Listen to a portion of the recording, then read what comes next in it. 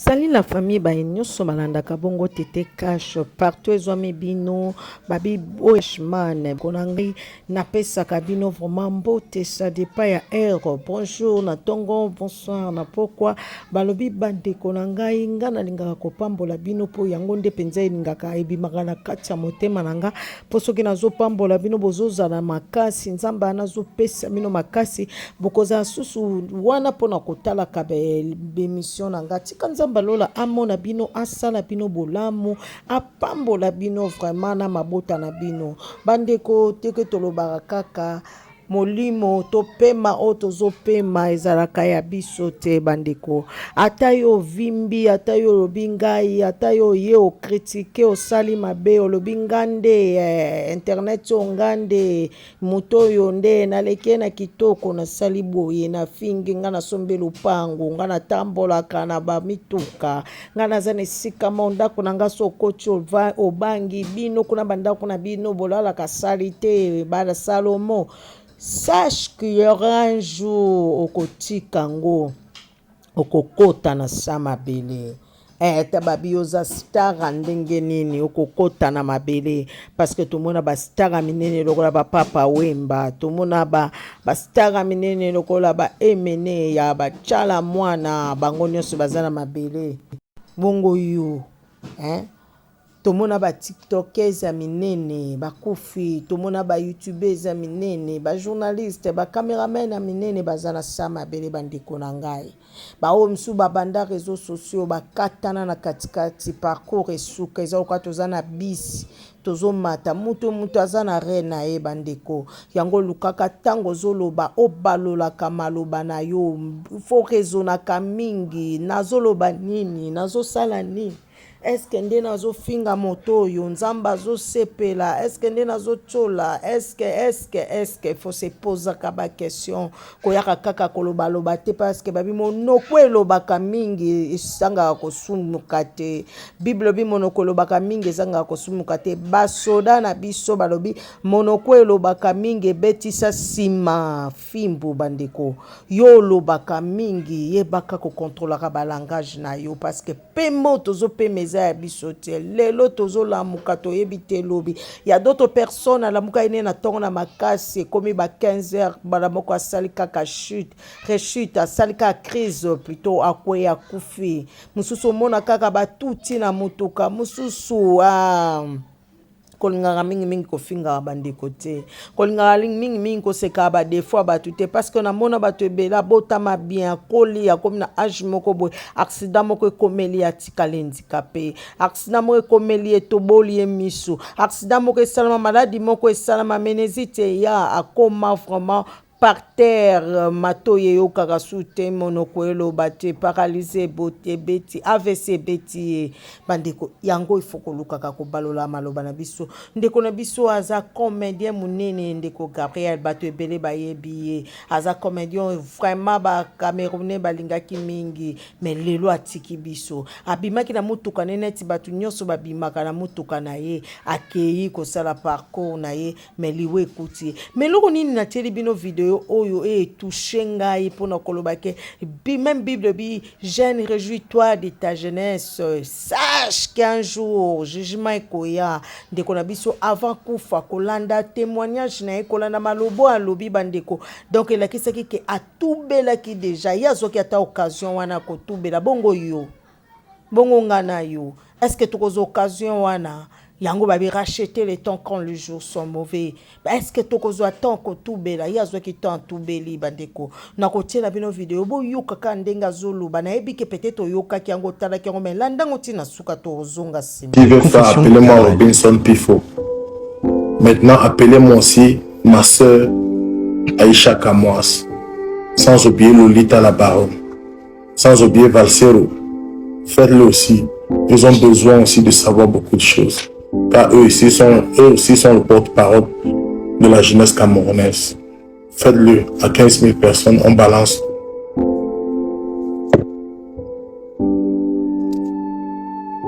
Et après ça, j'ai décidé de quitter ce milieu. Et je pense que c'est mon dernier direct. Mais une fois, moi, je serai honnête avec moi-même. Et taguer mon 6 mois Minga. Parce que depuis cette histoire, je croyais qu'elle allait me soutenir. Plutôt, elle a disparu. Je n'ai pas compris pourquoi. Pourtant, on venait de se réconcilier.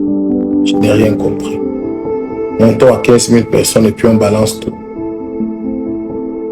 Oui, taguez-moi Aïcha Kamoas, taguez-moi Lolita la Baronne. Si possible, le général Makosso aussi. Parce que c'est très important. Parce qu'il y a eu aussi dans ça une fusion Côte d'Ivoire-Cameroun. Des choses qui ne tiennent pas. Et David Eto'o est aussi au courant de beaucoup de choses. David Eto'o, oui, il est au courant de beaucoup de choses. Oui. Joël Pelé. Je pense que c'est des gens qui sont impliqués dans ce qu'on doit parler ce soir. J'ai demandé, taguez-moi David Eto'o, Popi, Joël Pelé, parce qu'il faudrait qu'on explique ce qui se passe dans le showbiz camerounais. Il faut qu'on explique, il faut qu'on raconte tout, il faut qu'on parle à la jeunesse. Appelez-moi Shakiro, c'est Loïc Njekam. Faites-le à 15 000 personnes, on partage, on dit tout, on se dit les vérités. On peut laver le nom de beaucoup de personnes. Mais moi déjà, GDA, moi je sais ce que je dois faire. C'est vrai, oui, insultez-moi, je suis laid, je suis gros comme le porc, je ne me suis pas coiffé, je ressemble à rien, je sais. Il y a les situations de la vie qui dépassent la dépression. C'est-à-dire que tu n'as même pas le temps de prendre soin de toi-même. Ce coiffé n'est pas important pour le moment, c'est ce que je vais dire ce soir, c'est ce que je dois expliquer au peuple camerounais qui est très important. C'est pas être beau, c'est pas être présentable. Beaucoup sont beaux, beaucoup sont présentables dans ce milieu de showbiz, mais à l'intérieur, au fond, ils sont sales, ils font des choses immondes, des choses très graves que vous ne pouvez même pas imaginer.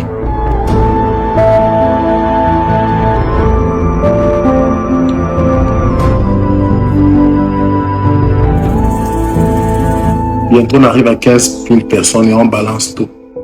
Je sais qu'à Paris, ça bouge. Je sais qu'en Belgique, ça parle. Je sais qu'en Suisse, ça cartonne. Aux États-Unis, alors, n'en parlons plus. Au Canada, on va à travers cette histoire de révélation. À 15 000 personnes, on balance.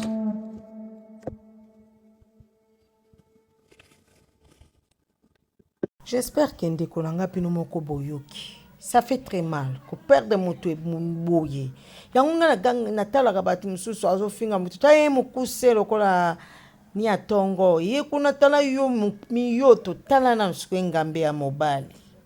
Putala kaka ndenge aza kosto mbala fimba kitoko aza pe na mbongo na mutuka melelo atiki yango.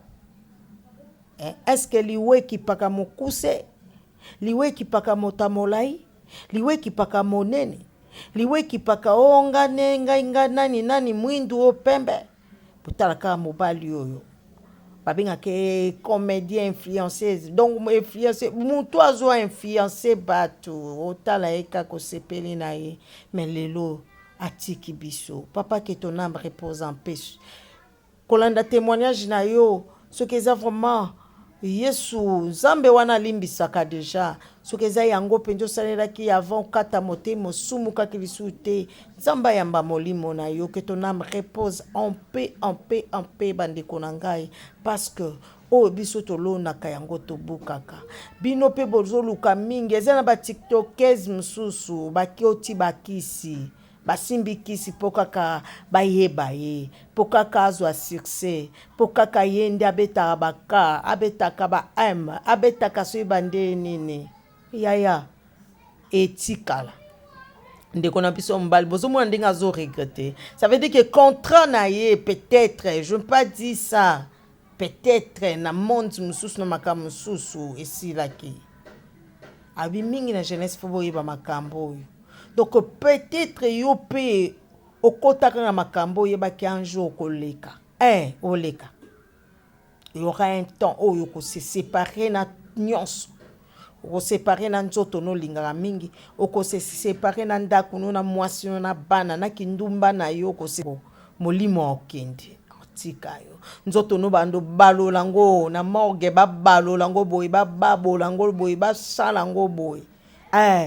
Tout le monde a le chemin oyo mututu mutu tu ezala nani okoleka me okoleka ngo na comportement nini ya oya kofinga bato na réseaux sociaux oleka ngo na comportement nini ya obwakela bato bambaso oleka ngo na comportement nini ya kotitoye mutu oyo nzambe asala ya kodemigre bato parce que bino bozoluka mutu akolukaki oyo nzambe asali atie mokuse mpo na yo moni mabe mpo yo nzambe lokola asali yo molai ozofinga bato ya mikuse mpo nzambe asali yo mokuse mokuse ozofinga bato ya molai mpo nzambe asali yo moke yo ofinga bato ya minene mpo nzambe asali yo monene yo ofinga bato ya mike mpo nzambe apesi yo mbongo yo ozofinga ndeko yebaka ata lelo nde okekota na ndako ya nganga ozwi kisi ozovivre na mituka ozodondwa nzambe aomona aotikela temps le problème ya nzambe eza kaka ke mpo yo se repentir tant otikelo eza mpo se repentir ce n'est pas que yoka esi omoni nzambe zoba amoni akoti na nganga yo bimi osala batapage toi tu crois que satan aleki nzambe na makasi non problème en nzambe eza kaka otiko temps pour se repentir repens-toi chaque chose a son temps tokomi na temps oyo tobika kaka ntango luya ndeko na nga 2023 oyo nzambe oyungula tokomi na ntango oyo nzambe oyungula kolinga bayungula o te kolinga oleka te ozala mbuma moke oleka tika nzambe amema yo ndenge omema yo bozwi ezalaka nango nzambe apesaka apambola biso depuis le commencement soko otali exode otali Deutéronome otali nyonso wana omonaki bénédiction eza le problème ekabolaka biso kaka tosimba bénédiction te eza masumu nzambe afunguta biso akopesa donc eyo nga nakoki koloba yango wana nga naza na nga koleka bino te naza pe nani te mais le problème ezala kaka yebi lakisa pe baninga o moninga yebi alakiso natali video oyo esalinga pasi yango nayaki kopartage na bino soki nalobi no mabe touche yo peut-être oyoki message nange beti olibako vraiment bolimbisi ebeti olibako te ezwaka conscience ebake nzambe aza na posa na yo parce que liwa elakaka nango te liwa ezoya ndenge nyonso kokokufa pe olali kaka pongi bato bamonaki okotaki olali okufi donc baliwa ezoya na sorte ndenge na ndenge bandeko tolingi tozala kaka en bonne santé tozala na yesu wana pambola bino mpona ngai natiki na nga bino partagez, likez, commentez vraiment s'abonner kosala nga bien que Dieu vous bénisse. Bye.